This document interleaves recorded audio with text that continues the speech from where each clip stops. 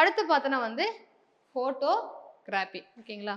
So நம்ம photography தெரியும் இல்லையா?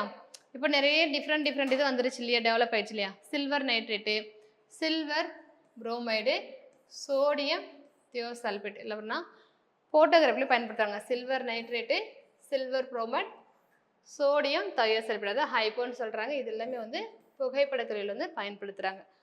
அடுத்து பார்த்தீங்கன்னா வந்து இண்டஸ்ட்ரியல் யூஸ்.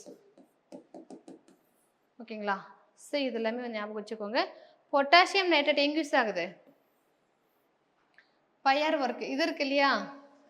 தீப்பெட்டி எங்கே கொடுத்துருக்காங்க? பட்டாசா?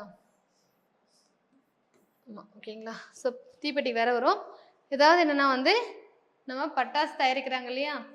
நிறைய பேர் என்ன இந்த தீபாவளி சீசன் வரும்போது நிறைய பயிரை இதாகி நிறைய பேர் இறக்குறாங்க இல்லையா? ஸோ வந்து பொட்டாசியம் நைட்ரேட் எங்கே யூஸ் பண்ணுறாங்கன்னா வந்து நம்மளுடைய பட்டாசு தொழிற்சியில் ஃபயர் ஒர்க்கு.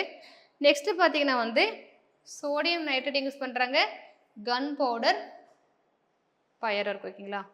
சோடியம் நைட்ரேட் என்ன பண்ணுறாங்கன்னா வந்து துப்பாக்கி தூள் மற்றும் பட்டாசுல வந்து பயன்படுத்துகிறாங்க. அடுத்து பார்த்தீங்கன்னா பொட்டாஷ் ஆலம். நம்ம பொட்டாஷியம் பற்றி எக்ஸாம்பிள் பார்த்தோம். இரட்டை உப்புகள் டபுள் சால்ட் 2 ஈக்குவல் இதை சொல்லிட்டு. ஸோ பொட்டாஷ் ஆலம் அப்படிங்கிறது வந்து டபுள் சால்ட்டு.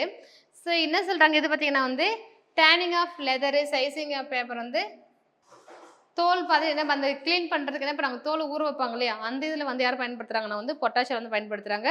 அது மட்டும் இல்லாமல் பார்த்தீங்கன்னா காகிதம் நம்ம பேப்பர் இருக்கு இல்லையா? பேப்பர் இண்டஸ்ட்ரி இருக்குல்ல, பேப்பர் நிறைய டிஃப்ரெண்ட் டைப்ஸ் இருக்கு இல்லையா?